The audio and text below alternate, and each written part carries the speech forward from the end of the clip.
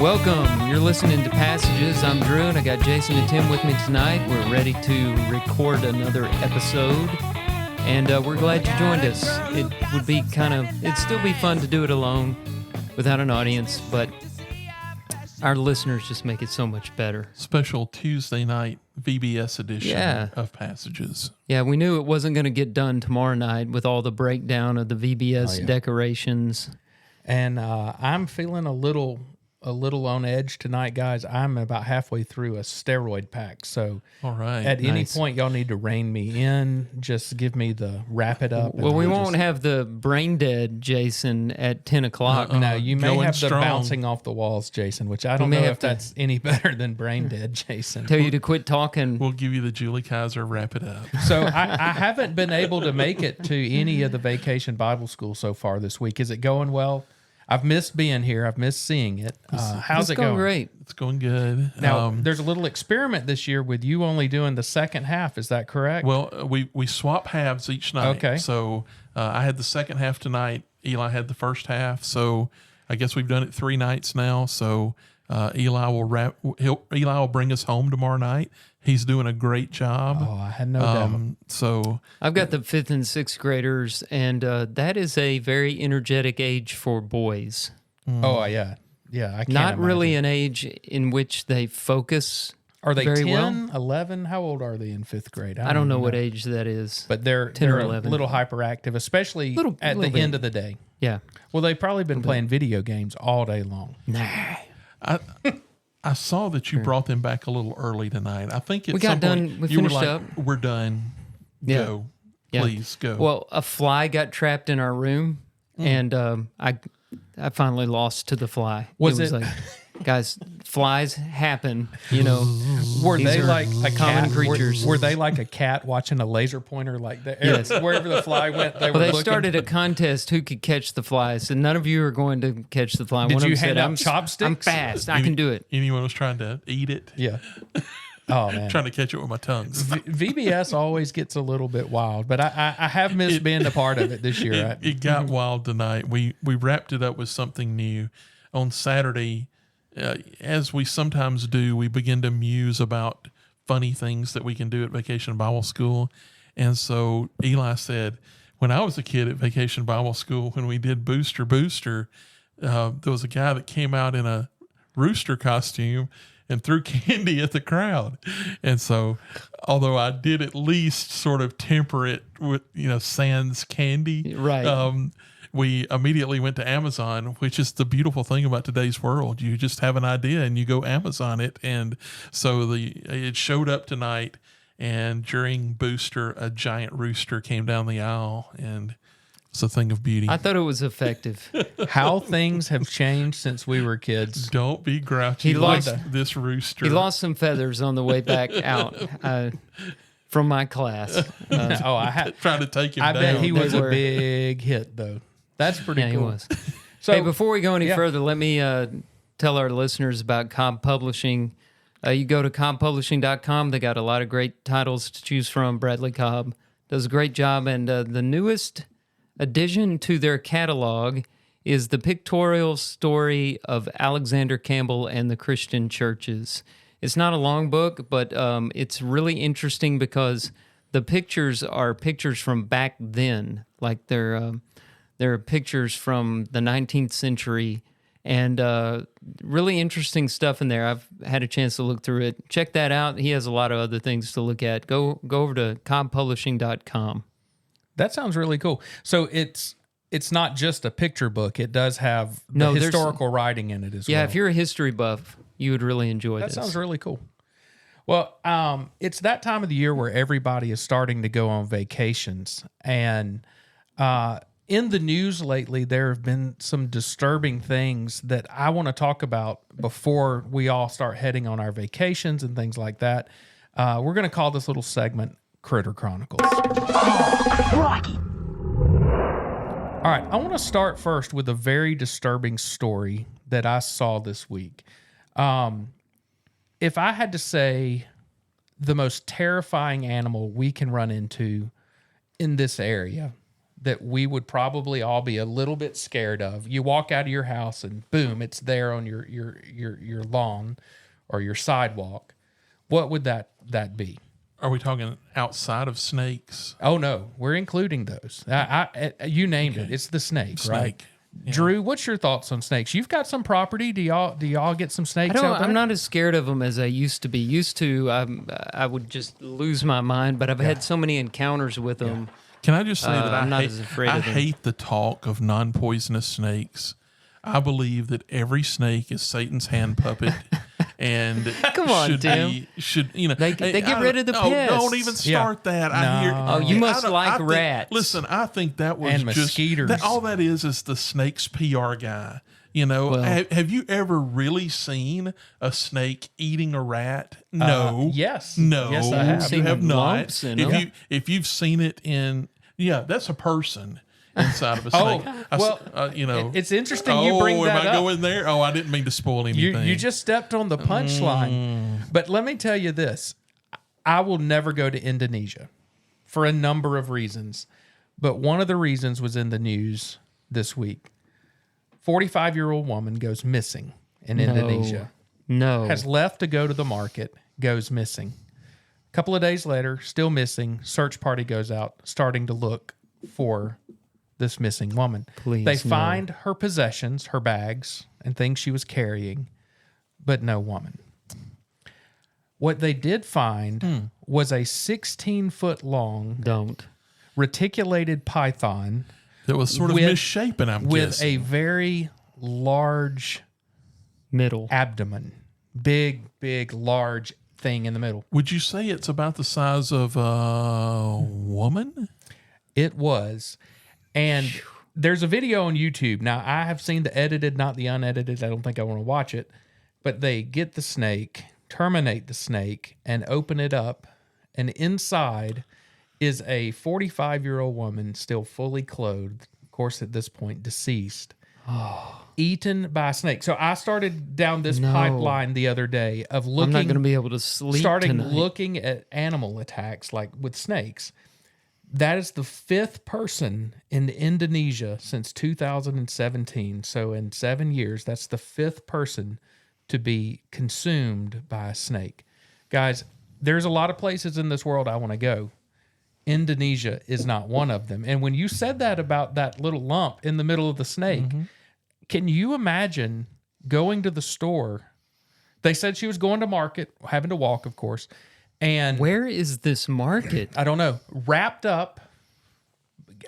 I mean, Is there nobody around? is this not a thing of nightmares? It's an awful story, a sad, you think super how sad story. slowly she passed away. Oh, I mean, it It's had a to horrible way to go. I'm Right. thinking it wraps So her it- up and strangles her first, right? Yeah, Squeezes her, Hopefully. that's a good compresses. point. It's got to kill her Hopefully it before it killed her starts eating first. her, right? Ever since I saw the Swiss Family Robinson and that snake wrapped up one of the guys in the Swiss Family Robinson movie, I've been terrified of that. That is nightmare fodder for sure. And you're welcome. I have brought it into your life because I Yeah. saw it. So that took me down. I have to say that it doesn't make me feel any more negatively It just about snakes than I confirmed- did before. But it just I do confirmed feel, his I do feel suspicions. validated. Absolutely. Yeah. So that took me down a strange path into animal. You know how sometimes you just jump off into the Very the much rabbit so. trail. Yep. Kind of like you did last week with who did you talk about last week for a while? The quote, Don't ask me to remember. basketball player. He had Bill Walton. Bill Walton. Bill Walton. You went down the Bill Walton. And then I path. ended up with John Wooden. Yeah. Yeah, it was was a supposed long- to be about John Wooden. Yeah. Yeah. And we eventually got there. We got there. Made our podcast 3 hours long, but it's okay.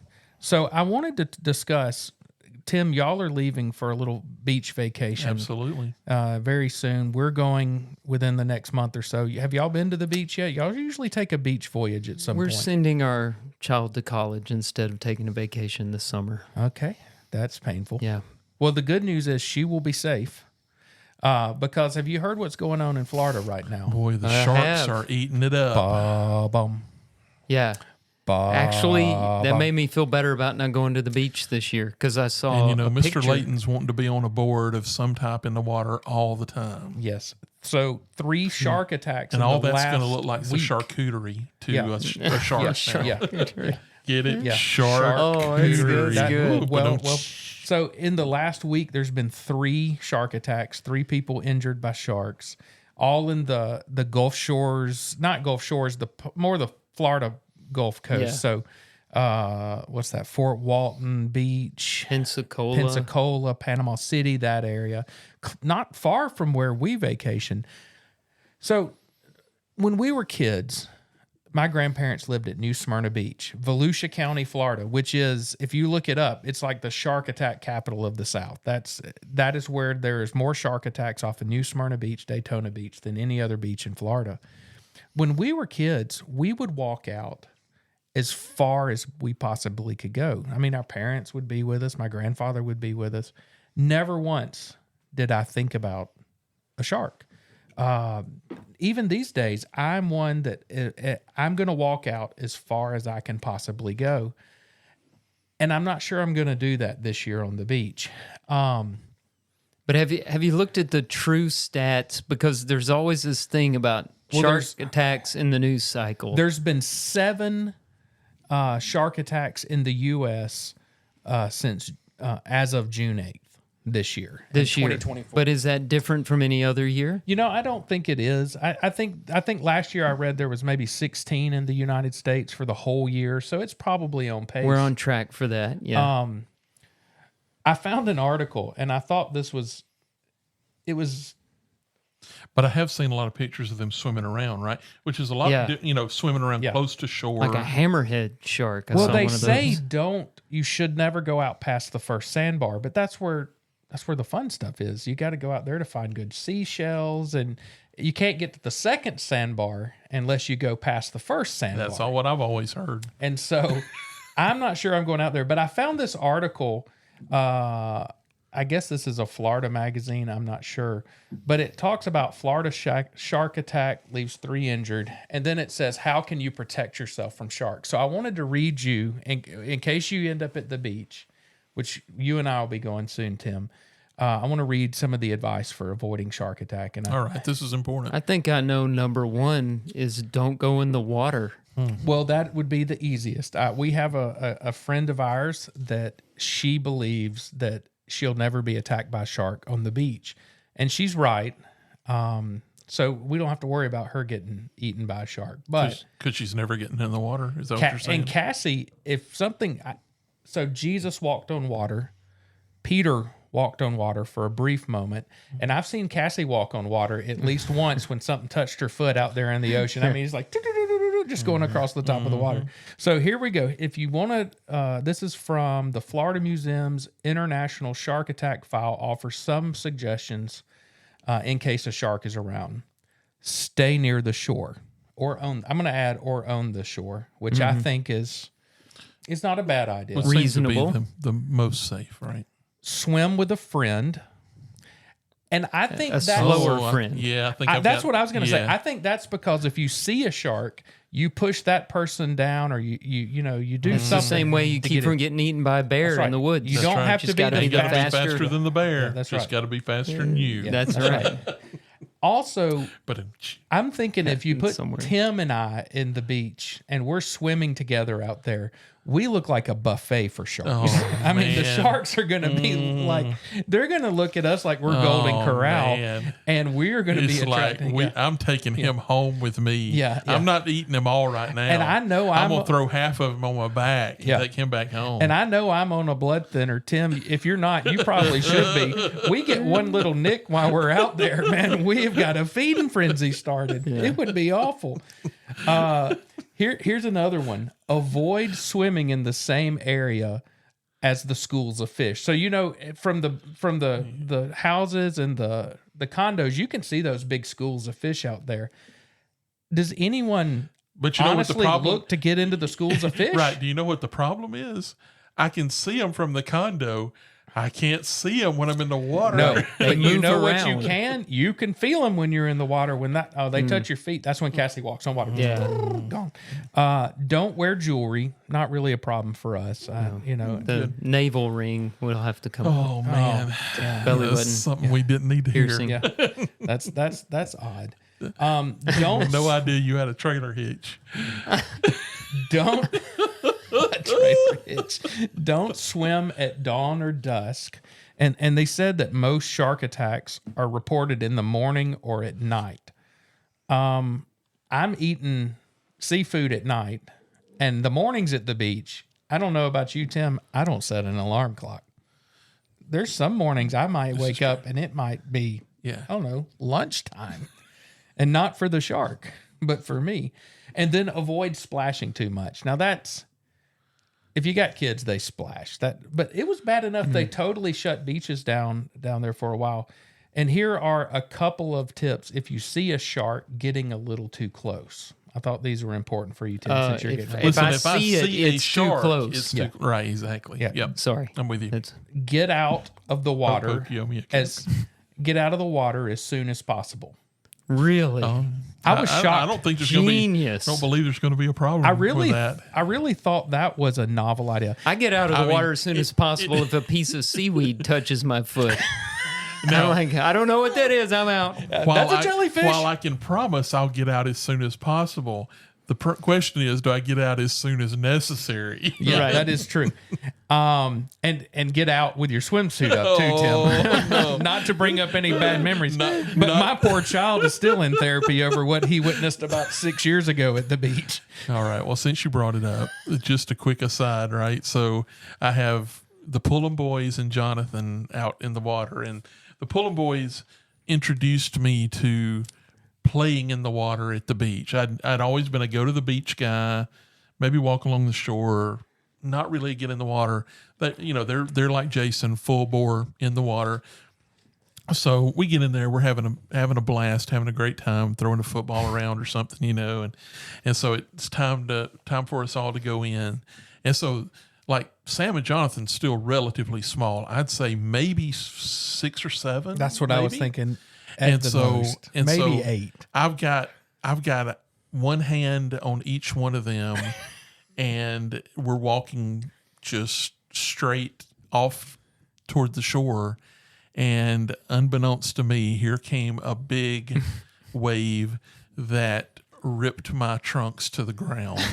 And Sam, as soon as he could possibly call us, he told us he needed therapy, that he would never recover from what he had seen. It was one of the funniest things. Now, fortunately, there was enough foam to now Sam was right there, so he saw more This than is what you tell yourself. a young man should ever see. But I tell myself to sleep at night that those on the beach didn't Saw nothing. see a lot. So. But the full moon does influence the high tide. Oh, yes. Oh, man. He was showing the shark the moon pie. No rim shot on that one. I'm not good at this. Man, that one hurt my We need a producer. All right, here's the second one. So get out of the water as soon as possible. Yep. Second, keep eye contact with the shark. What? Okay, so number First one. of all, What am I doing? Backing out of the our water? eyes are like in the wrong place. And they're underwater. I'm not sticking my head under there to try to make eye contact with the shark. I'd be able to look at I one. think I can put him in a trance. If I'm getting out of the water as soon as possible, I'm not necessarily looking over my shoulder making googly eyes at the shark, trying to lock in on him. Because you know what he's going to do? He's going to look at me in the eye and he's going to say, "Hey, fat boy, here I come." From the nature shows I've seen, there's nothing going on behind those eyes except kill. Eat, kill. Some kill. of the cartoons I've seen of sharks, I could see him tying the the the bib. napkin around, and he's got a fork and a knife, and Yeah. he's getting ready. All right. If a shark tries to attack, number one, you have failed at step 1 and step 2. You didn't keep eye contact and you didn't get out. But if a shark tries to attack, hit the shark on the snout and push it away. I've heard this. Yeah. Just a good solid punch straight Yeah. in, huh? Because the only one of the three of us that can throw a decent punch is Drew. Yeah. What? I may go He's hammer a trained fist. boxer. Yeah, I mean, Well, you'd be speed bagging on his neck. Tim and I would just be getting eaten. The good news is they got a lot of meat to get through before they get to the vessels and sensitive tissue. I mean, you're like there's a that lot of- hog with a peg leg. You eat him one ham at a time. Yeah, there's a lot. What if he bit me? He said, "That's all fat." He's like, well, I'm going somewhere else. there's a lot of I gristle. got to watch my cholesterol. There's a lot of gristle in this victim. And then finally, aim for the eyes and the gills, the more sensitive parts of the shark's face. That's good to know. I really don't think I'm going to, in that moment. And the last thing have I time to did think, before I died was I punched him in the eye. Yeah. because that just made him mad. So he had a black eye, and I was dead. Yeah. But anyway, so if you're at the beach and sharks start coming around, good that's news. what you need to do. I'll So share this list with Mr. Layton on the way down to Fort Morgan. when I was talking with Taylor tonight, he called me while I was driving over here, and he said, "Dad, where are you going?" I said, "Well, I'm going to do the podcast." And he said, "What are you going to talk about?" And I was telling him, he said, "Make sure that they know that I always like watching Shark Week while we're at the beach." He said that's his favorite thing. It's like it gets the nerves up even more. And I was like, "Yeah, you're Okay. real smart if guy." he would pair kind of a sicko, if you if he ask would me. pair that with Sharknado, the one of the greatest Right. movies of all time. But I'm pretty sure that if I'm on the beach or at a buffet, I'm safe. I don't have to worry about it. Yeah, You got or that right. taking a nap in the house, I'll be fine. I like it. Have y'all been keeping up with this poor fella that lost? Well, the story keeps changing. He had a suspended driver's license, and he was supposed to Zoom call his lawyer and judge for his court hearing It was for the Which he arraignment kind of did. thing, right? Yeah. while driving down the road. He's like, wait a minute, let me pull over so I can park where I can Yeah, talk to you. I've got the script here. Judge Cedric Simpson was unsurprisingly dumbfounded. Mr. Harris, are you driving? Simpson asked the defendant. Actually, I'm pulling into my doctor's office, Harris says. Just give me 1 second. I'm parking right now. And this whole thing was over driving with a suspended license. Yeah, he's got a suspended license already. Have you seen it? No, I have not. The video's pretty it's funny. hilarious because the judge says, he says something like, I can't believe this is happening. Well, the look on the judge's face is somewhere between he's flabbergasted and very amused, all at the same time. He looked a little angry, if I remember it correctly. He told him to turn himself in by that evening, and he had to spend a couple nights in jail. Well, then the story changed online. This went viral, and somehow the word got out that his license had been reinstated in 2022. And so everybody started, dissing the judge and talking ugly about the courts and how they treated this man. And then the judge did some digging, and he found out the man's license wasn't suspended because he had never had a driver's license in his entire life. Well, there you go. He has never had a license. This is the judge speaking. He's never had a license ever and has never had a license in any of the other 49 states or commonwealths that make up this country. So they're like, So you it need just to got get a worse. license. It just got worse for the guy. He wasn't just driving with a suspended license. He was driving without a license. And, the whole time this guy's acting like he's innocent. He knew he didn't have a license. There was this whole thing about him renewing his ID because you have to have some form of identification to do things in this country. Except for vote. Yeah. Except for that. Yeah. So he renewed his ID religiously every year, and you can't have an ID and a driver's license. So the judge said, you knew you didn't have a driver's license. Yep. So what was he there in court for? Driving with a suspended license. driving That's without why, a But how license. can you, but how could he have that count that made it to court if he didn't have a license?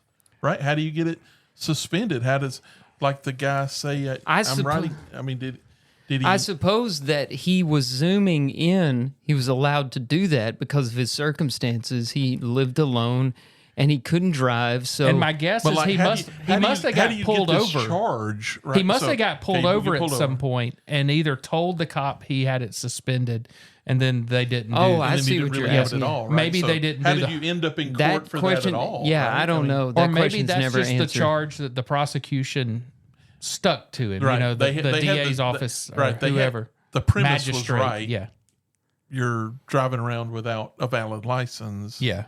Just sort of a Tim, I don't know if you technicality here. noticed. I think I may have blown this whole thing. I Our apologize. courts are a bit of a mess at times. A bit of a mess. Yes, indeed. I also wanted to share with y'all, this is more Critter Chronicles. Crikey. Wild elephants may have names that other elephants use to call them. Dumbo. Well, that's not one. I think I've got one here.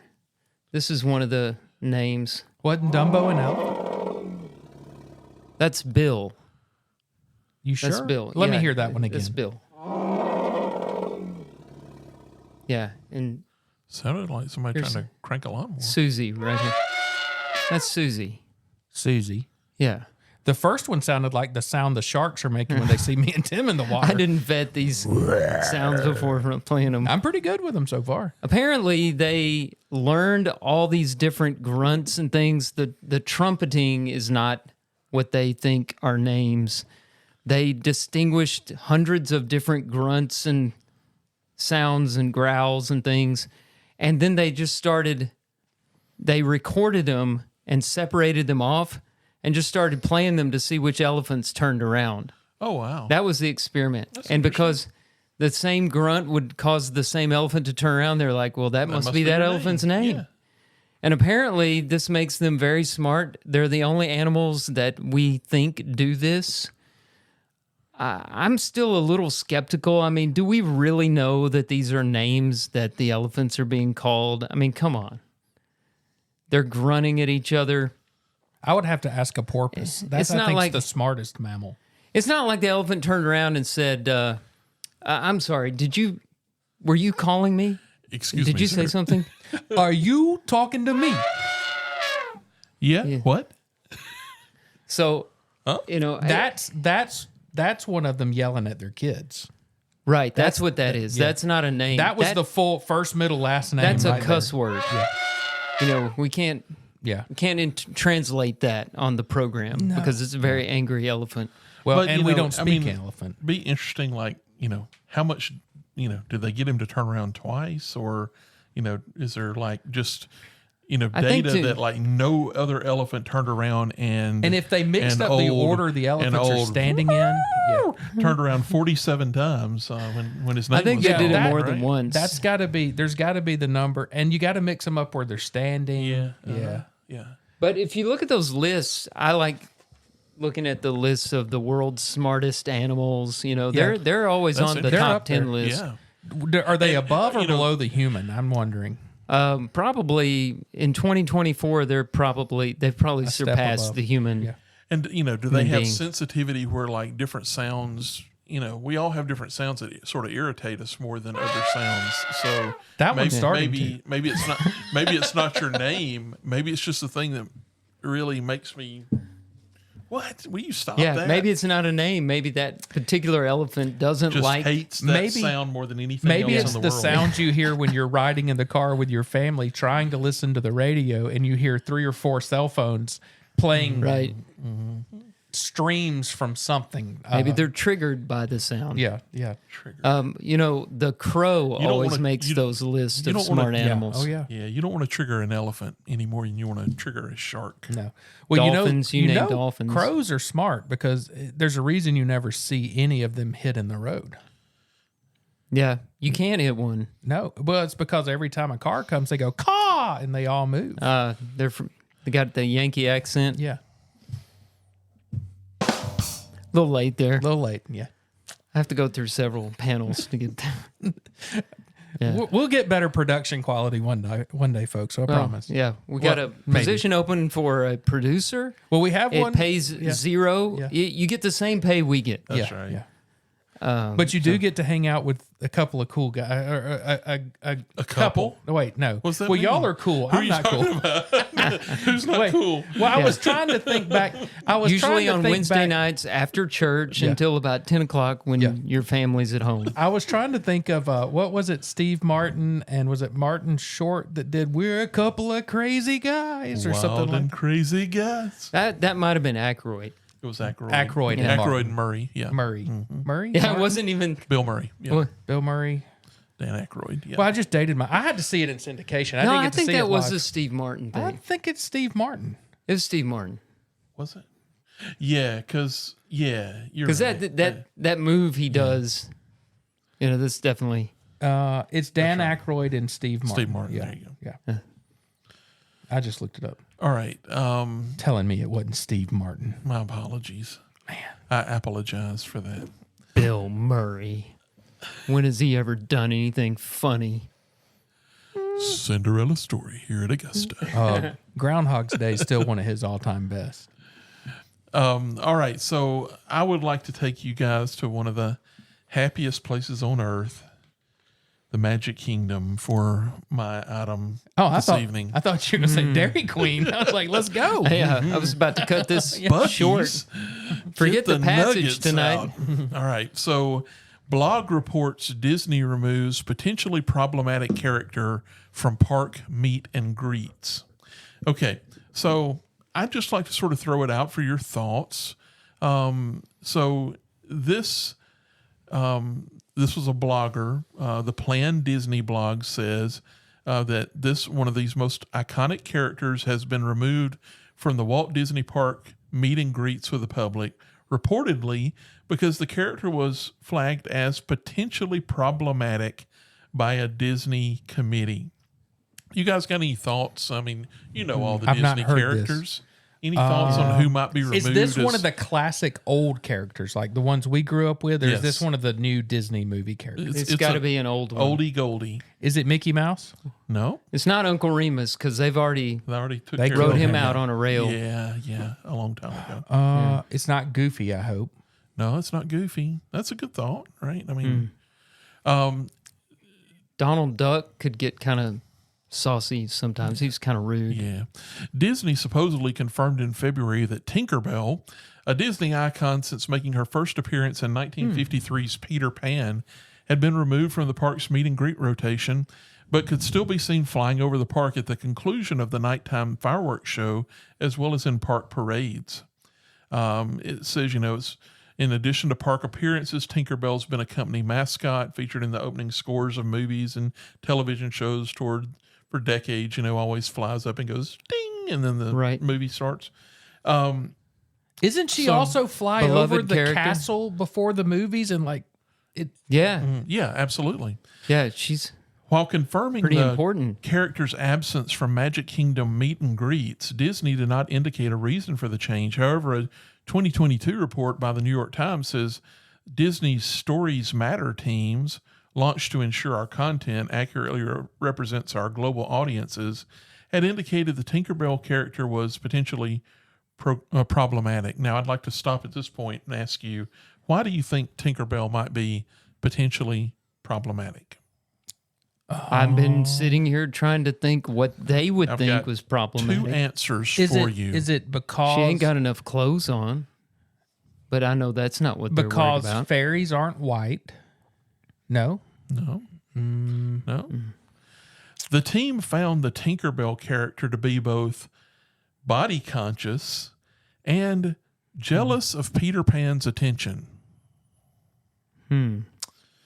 Body conscious meaning what? she has a good body, Maybe, or I she don't know, maybe worries about her body. maybe so. Does she fat shame I don't remember Peter that Pan? part of Peter Pan. Maybe she's does body conscious mean that she being She quite fat shamed slim? the Did she fat fairy shame godmother. Captain Hook. That's a different- I don't know. Shmee was kind of chunky. She made fun of that shirt that showed the meat underneath the. Yeah. His shirt did not come down all the way. What does body It could have been? conscious? I don't I'm- remember that part of the movie, but. I'm looking up what does body conscious. and what was the mean? other thing you said? She was body conscious and jealous she's of jealous. Peter Pan's attention. So a woman doesn't need a man maybe that's what they didn't like about her is that she got jealous of Wendy. Was she like subservient to Peter Pan or something? Or I don't know. Yeah.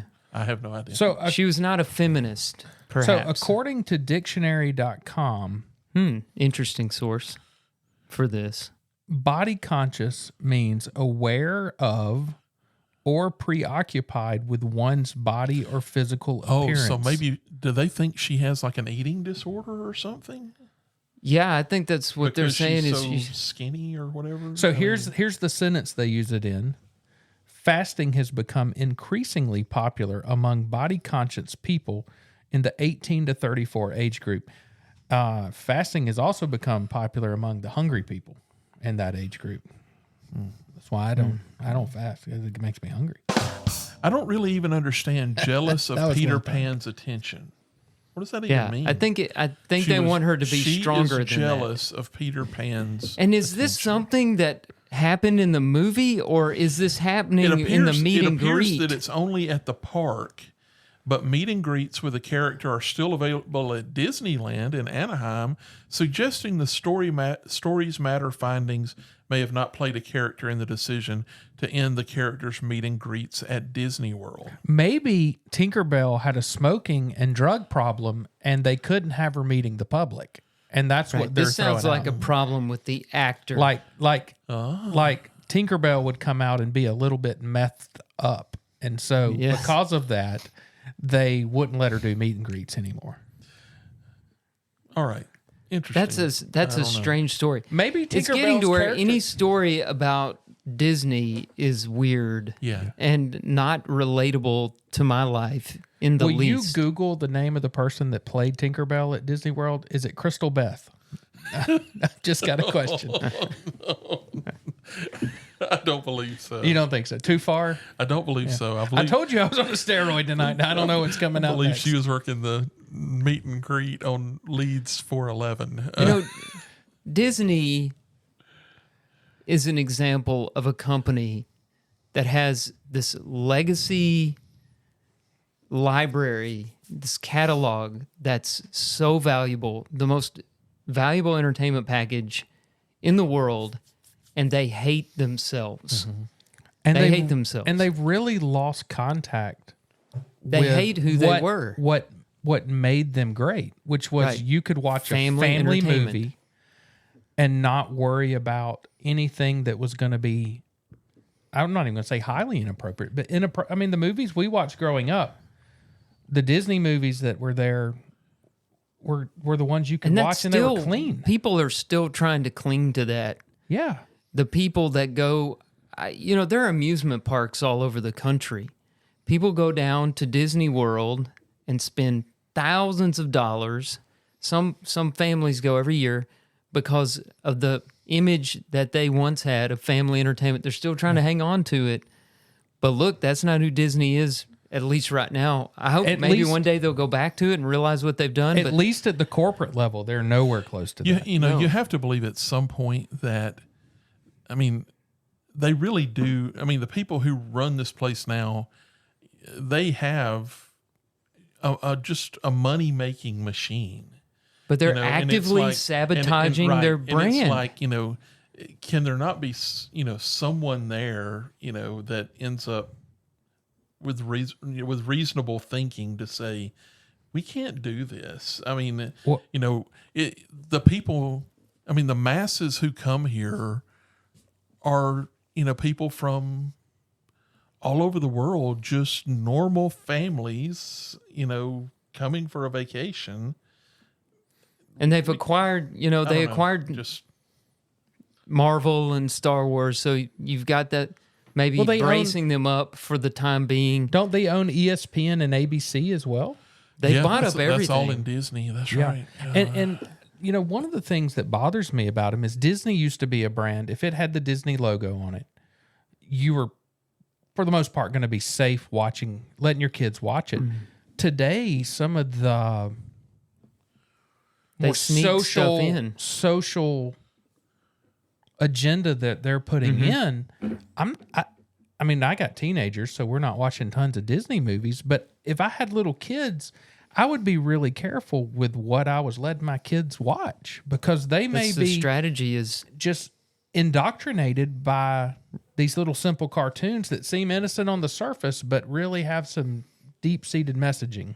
yeah. Not to go You full know, conspiracy they're theory. actively trying to destroy their own brand. We were talking before the podcast started about Twitter and how stupid it was for Elon Musk to change the name to X. I mean, you had this, it was a part of our vocabulary. Right. I mean, And we Tweet still is a call verb. it. We is- still call right. it Twitter. It is hilarious how every time you hear anybody on, like, listening to the radio going to work or whatever, and they're talking about, tweeting something, right? I mean, it turned into the verb. They can't say I X'd somebody, No, right? I you mean, have to post it's like- something to so, X. and That's- and anytime there's a reference to X, it's X, previously known as Twitter.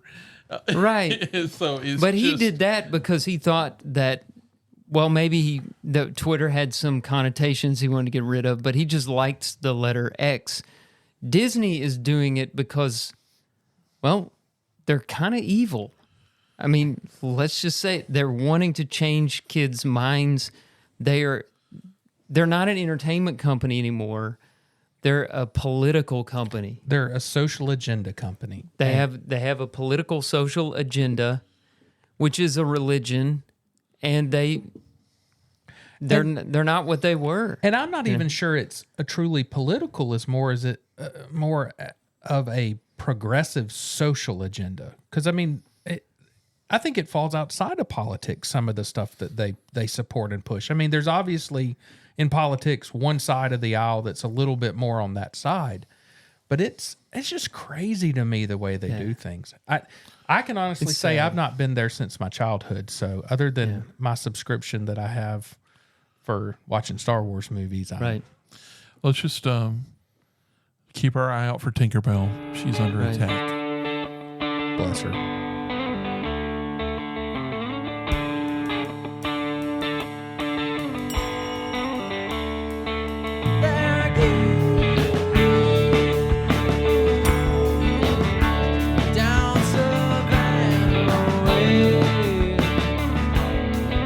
Thanks for sticking with us. It's time for the passage this week, and I believe this is our second quotation from Dostoevsky, if I'm not mistaken.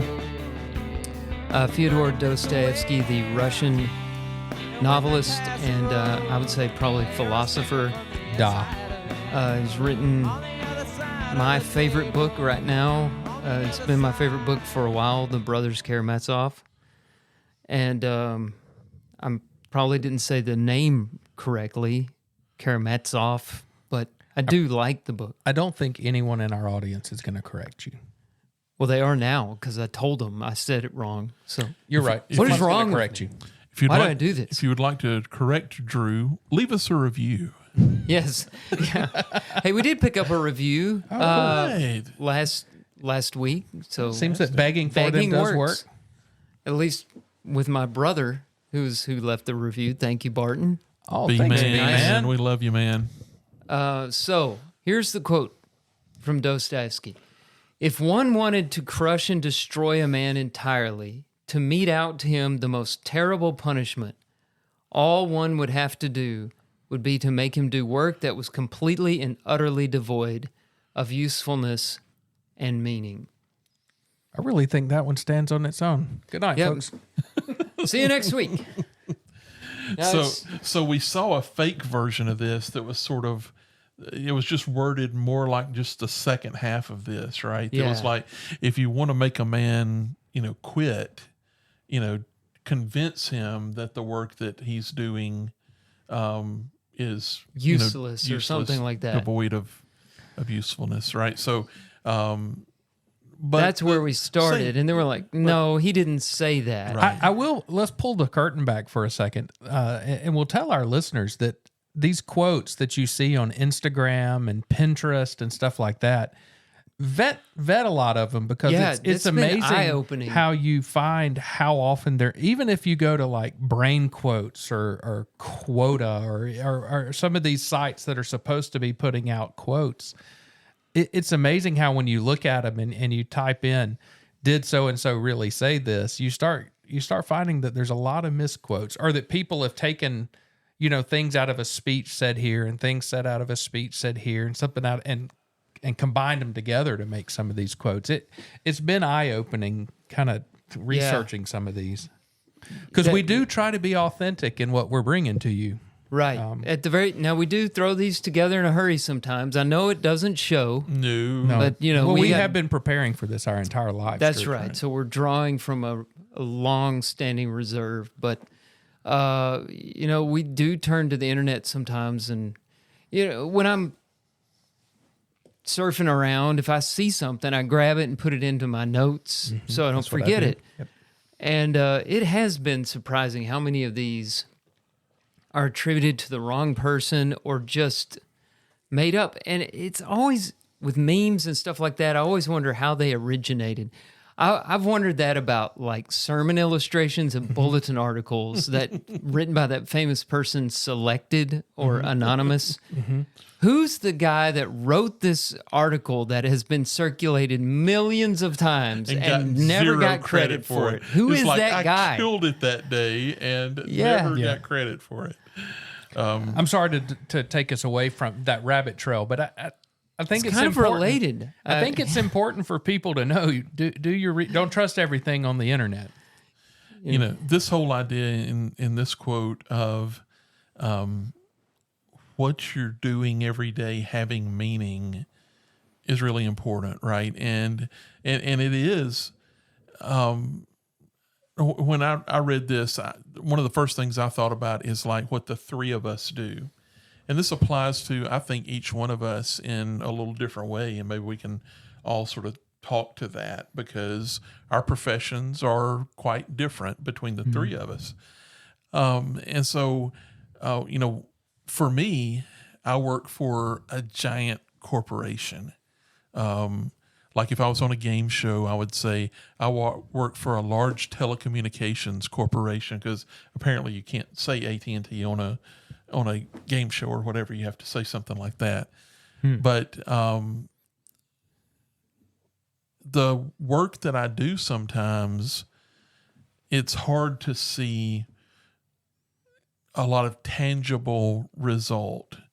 We have goals and we can achieve them, but like the change I'm making in the world, I really can't make it through my job, right? I mean, I can achieve things that we, have going on, and they're part of a bigger picture that's part of a bigger picture that's part of a bigger picture that's part of a stock price that's, that eventually has to do with people, their phones working and, their internet working or whatever.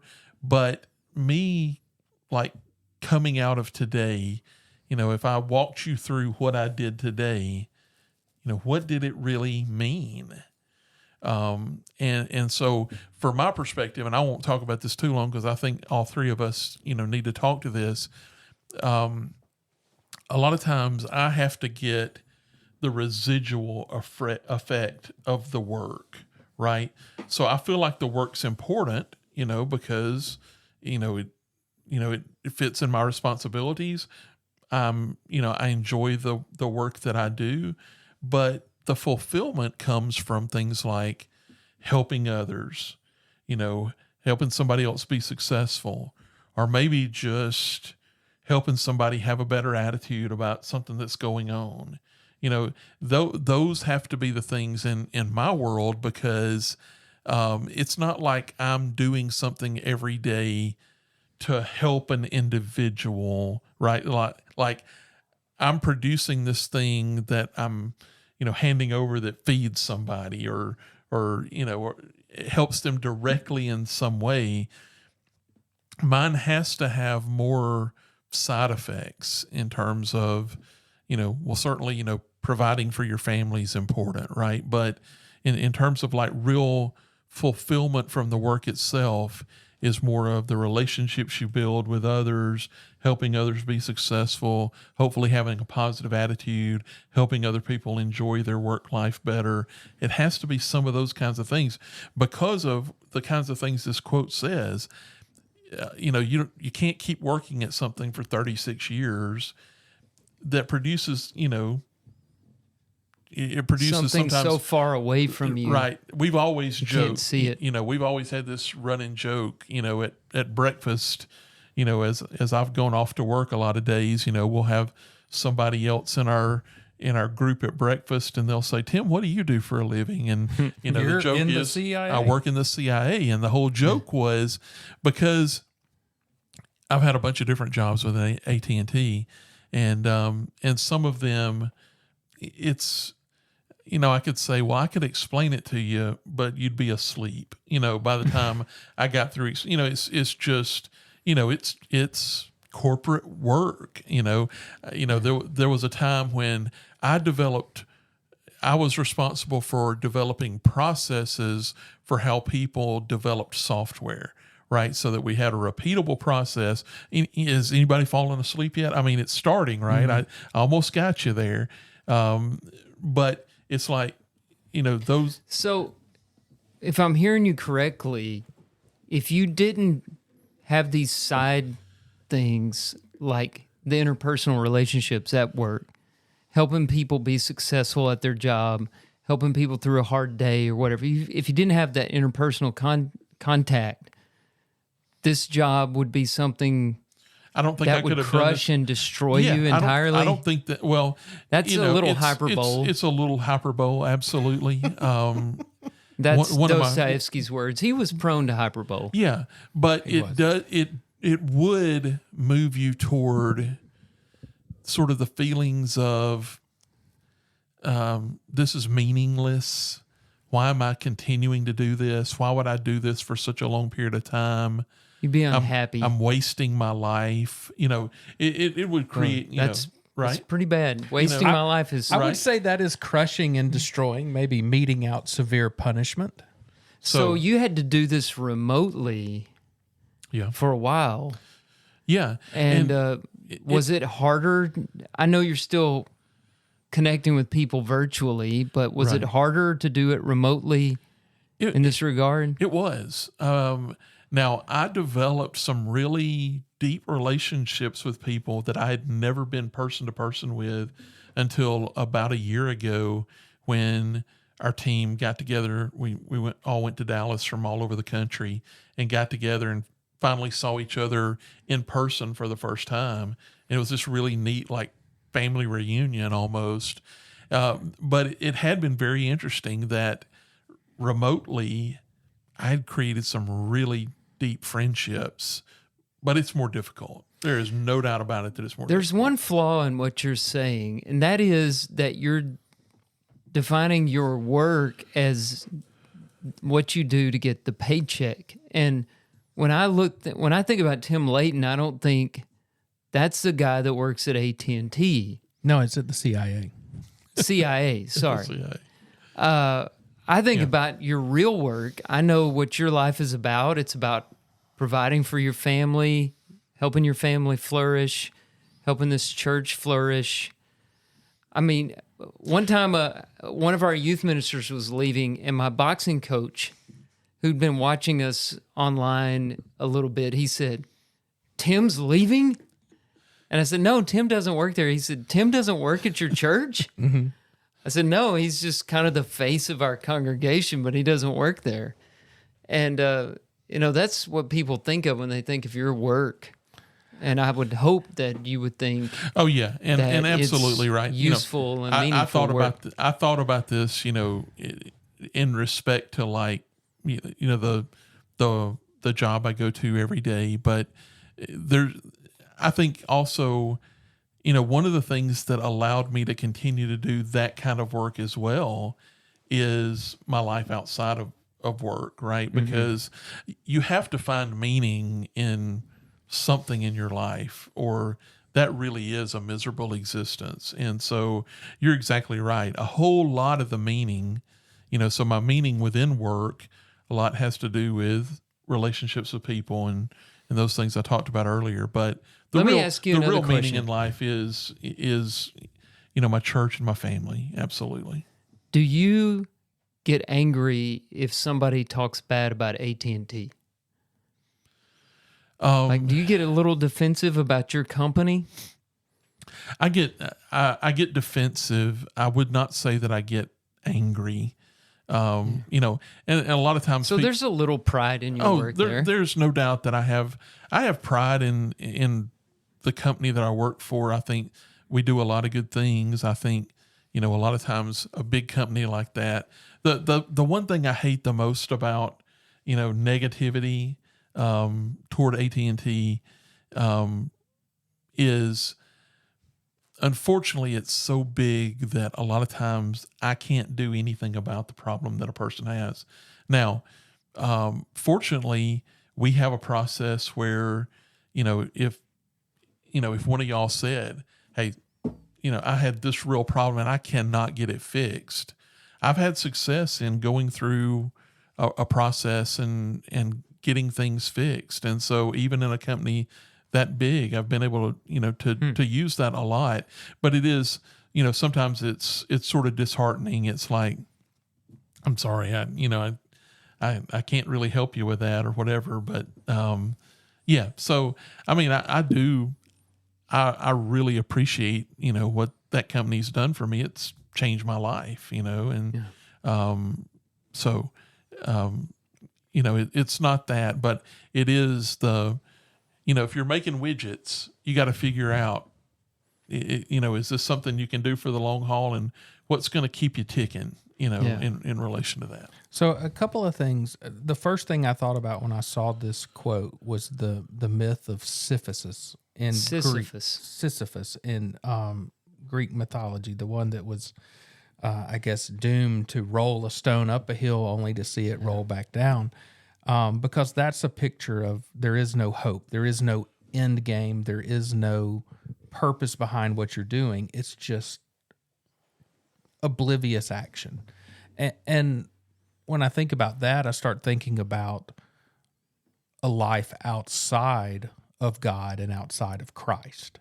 And that to me is a picture of no hope, of crushing and destroying a man entirely, because no matter what the world takes from us, we still have our purpose in Christ. Our purpose is in God, to serve Him faithfully, to share the love of Christ with the world. And in that single purpose, I can avoid what he's talking about here, this terrible punishment that is basically a feeling of uselessness, or a feeling of not having any meaning, being devoid of meaning. And I feel and I hurt for those that don't have God, because they're searching for purposes in things that are very temporal, that are not going to fulfill the longing that all mankind has in their heart for something. And that to me is crushing and destroying a man entirely, when you're living a life without having a defined purpose in God. That's a scary thing, I think. We say this about a lot of our quotes, but this is basically the book of Ecclesiastes. It is. It's what, you were probably going to say this, Jason, but actually I wasn't, because I feel like I'm always bringing it up. Yeah, so but it's funny how many of our quotes come back to Ecclesiastes. He's describing life under the sun, where you're going to die and you're going to disappear. And what good was all the work that you did? You pass your wealth on to somebody else. You are forgotten. There's no memory of you. You're like a dead dog. Of course, if there's something over that sun, it all changes. That's right. It's all worthwhile. And, that's what Dostoevsky is describing here, is under the sun existence. It's really meaningless, no matter how successful you are in this world. If there's no God and there's therefore no meaning, no eternity, it doesn't matter. It doesn't matter. And I'm afraid that idea is gaining an influence in our culture, in our world, at a terrifying speed. Well, and I think that's why that passage of Scripture says that you are to do all things to the glory of God, because that's your purpose. Mm-hmm. I mean, that's why we're supposed to be doing all things to Him, because that's where our purpose is found. It's interesting. Looking back at the other Dostoevsky quote we did, which was the best way to keep a prisoner from escaping is to make sure he never knows he's in prison. That's very similar to this quote in some ways. It's this idea of being comfortable in meaninglessness and not having purpose in what you're doing. Just you're comfortable. I don't know. I was thinking about it as we were reading it. I don't know. He was a man that had some really hard times. Struggled with a little depression. I tell you, some of his imagine. writings, you read them and it's just, I mean, how long he was put into the equivalent of Russian prison for, I can't remember how long. Hard labor. You've got to think of him out there busting rocks or whatever he was doing. After he was put in front of a firing squad. Yeah. But And his sentence was commuted to prison camp. I like to think he writes this quote out of a feeling of being crushed and being Those destroyed. years that he spent there was work that was completely, utterly devoid of usefulness, like busting rocks in Peru, Tim. And when he came out of it, I think he changed, and I think you see it in some of his writings. He is searching for this other purpose. I mean, some of his characters are searching for a higher purpose. Yeah. Another thought represent that I one. had, Tim said something a minute ago about the work he does, you don't see immediate results. And, a farmer plants his crops and he is able to watch them grow and get a harvest within a relatively short period of time. A mechanic can fix a car and see it go down the road, and you feel that success. When it comes to our work in the kingdom, it can be like that a lot of times. Christ described kingdom work in terms of leaven. And I think about that a lot. Leaven is the yeast in the dough that makes it rise. And it's hidden, and it's a gradual, slow influence. And it can be hard sometimes doing church work because you don't feel like you're making a difference. You don't see it happening. And you might plant a seed that doesn't germinate for decades, That's right. maybe 50 years. Yep. And you may be long gone before what you did takes effect. So a passage that's really important to me is 1 Corinthians 15:58. At the end of a long discussion about the resurrection and the afterlife with God, it says, therefore, which means based on all this news that there is life after death, my beloved brothers, be steadfast, unmovable, always abounding in the work of the Lord, for as much as you know that your labor is not in vain in the Lord. Mm-hmm. So by faith, we believe that. And I also put with that Revelation 14:13, blessed are the dead who die in the Lord from now on, that they may rest from their labors, for their deeds follow them. Mm-hmm. So that work may go unseen here, but God hasn't forgotten it. And, all the work that you do is piled up in the afterlife. There's a story written by Tolkien, a short story, and it's about a guy who was painting a leaf. And he was spending so much time on that leaf, and it was meticulous and somewhat meaningless, it seemed, but he dies, and on the other side, he sees this tree that the leaf was a part of. And I think I messed that up a little bit, but you get the idea, right? That the art that he was doing was completed by God in eternity. Yeah. And so we're a part of a great vision we can't see the whole thing of. And we won't until Christ returns. And then we'll understand what all this is about. So that's where we get the meaning. It's by faith sometimes. But then we also see the effect the gospel has on people's lives, and we're able to see that in real time too. Yeah. So I'm not trying to take away from that. Yeah, we were having a little discussion this week about, of course, we're in the midst of Vacation Bible School, and every now and then we have a discussion about, well, does Vacation Bible School work, right? Whatever that means, right? And so, I think about it a lot in terms of, every year we have a few visitors that come in, or their parents drop them off or whatever, and they're 8, 9, 10 years old. And, I hopefully I'm not unrealistic in my thinking. I think this is, hopefully trusting in what God can do. They come here, they have an enjoyable time. People are nice to them.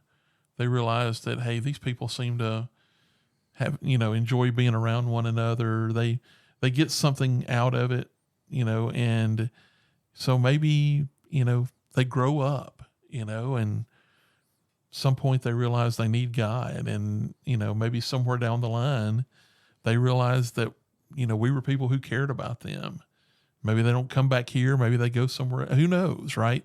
But I try to think about those kind of situations where, it's up to us to do the sowing, right? We talk about seed, planting fruit a lot around here. It's our approach to making disciples, and we just have to trust in the increase that God can give, and realize that sometimes we get to see the results, but I think a lot of the time we don't, but we have to trust in what God can do. Well, and we live in a society that wants us to see the instant purpose and the instant meaning in what we're doing. And we measure ourselves instantly. Yeah, we want instant gratification. I was either instantly successful or instantly a failure, right? And it takes years and years for the seed to really germinate. And even in the story of the parable of the sower, only a quarter of the seed produced fruit that was sustainable. And so, when we're worried about the outcome, which I think we worry way too much about, the outcome is already kind of stacked against the church, because in the parable of the sower, we're told 3/4 of the seed that spread isn't going to remain true and fast. It's not going to be sustainable. We need to focus on the steps that we're going through, the purpose of what we're doing, the actions of the gospel, showing the love of Christ, and the results are going to be taken. God tells us, if you will just do the work, spread the love of Christ, I'll show you the purpose. You may not see it in your lifetime, but I promise you'll see the purpose and you'll see the results of your work. And that's hard for us to do, because what my favorite thing to do at home is? Cut grass. You know why? Because I can look behind me and instantly see how much better it looks. Results. And that's how we live life. That's how we live every day. And let me tell you, the gospel in my life, I found my journal. We've been cleaning out our basement. I found my journal from childhood. I don't remember what year it was. I was 12, so it would have been 91. August of 91, I was baptized. I found it was on a Tuesday night, because I was scared to go up on a Wednesday night and do it in front of people, because I've always had this fear in my life of, being judged or whatever. It took from 12 years of age, it was right before my 13th birthday, so 12, 13. It took me another 32 years for me to really start to see the power of the gospel in my life. Mm-hmm. Now, I faked my way through the gospel, but I had this idea of a meaningless, just not very useful life. And it literally took me 32 years for me to truly turn myself around to Christ. And it took a lot of bad stuff for me to get there. But that seed that was planted when I was in my childhood, around the age of 12, and that somehow through just stubborn white knuckling decided, I'm going to stick this church thing out. I may not be living right. I may not be following it right. But let me tell you, Jason at 44, almost 45, is a whole lot better of a Christian and understands grace and understands the gospel better now than I did at 12, at 22, at 32, at 42. And if it just shows that if you will trust in God and follow the plan he's got, you may not understand when it's going to happen, but he will eventually show you a purpose for your life. And it's been eye-opening to me. Eye-opening because of just how much it's been able to change my life in just a year, in 1 year. Yeah. And if I had been impatient and quit on it and gave up on it, who knows where I'd have been. And it's the people in this church building and in my life that helped me stay true to that purpose, because it sure wasn't me. I mean, it was not of my own doing. I couldn't do it. I was out of control. I had no control. There's a reason to drag yourself to church, right? Yeah. You know, let your rational side take over on those Sundays or Wednesdays when you don't feel like going and it doesn't seem to have a reason. And just that's faith, is saying, I'm going to go up there and I'm going to go through the motions because I need this. And I believe that when I stick with it, I'm going to eventually climb out of this pit. Yeah. And I'm going to feel that love again, feel that grace. It's a hard thing to do. And I lived that life that was utterly devoid of usefulness and meaning for a long time. The only thing I was worried about fulfilling and having meaning was Jason. That was it. I was focused on one thing. Which that's a dead end, right? Me. If we It is. turn inward It is. selfishly, it's a dead end. Because it's useful. It's not The useful. world is and it's not about meaningless. us. No, it's not. It's about God. I think this is a really important passage that I know I've told you guys before. The guy that sat next to me at work for years, one of my favorite people in the world, Harold Kraft, had the scripture, just had an 8.5 by 11 piece of paper he had printed off on the printer, and it had the scripture. He had it on the wall. It said, "Whatever you do, work heartily as for the Lord and not for men," Colossians 3:23. That's it. And, at the end of the day, no matter what you're doing, if you're pushing that rock up the hill and it goes down the next hill and you got to push it up the next one, if that's what you do, I think that verse says you can do it for the right way. You can do it for the Lord. If you realize that, Tim doesn't work for AT&T and Jason doesn't work for Leeds Family Eye Care, we all work for the Lord. And whatever work we're doing, we can do it heartily as unto the Lord. Yeah. And what that really means is let your light shine wherever you are. And that's And our in context, objective, right? that was written to slaves, right? Mm-hmm. So, That's right. I mean, they had the most They were in an awful meaningless, situation. purposeless work of all. Right. But if you can throw the perspective of, I'm doing this to let my light shine, and I can show them no matter what the situation is, I may be a slave doing the most meaningless work in the world, and I'm doing it with all my might, with a smile on my face, because I know I'm a child of God, you're going to start influencing people. Yeah, that's right. Well, that's about all that I can think of to say about this quote. I mean, it can go on and on all night, but we're going to leave it at that for tonight. And we thank you for joining us. Keep listening. We believe this is meaningful work.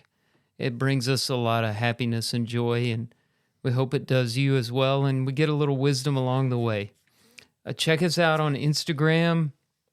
I've forgotten what the handle is. Just look up Passages and you'll find us. Passages_podcast. Right? That's it.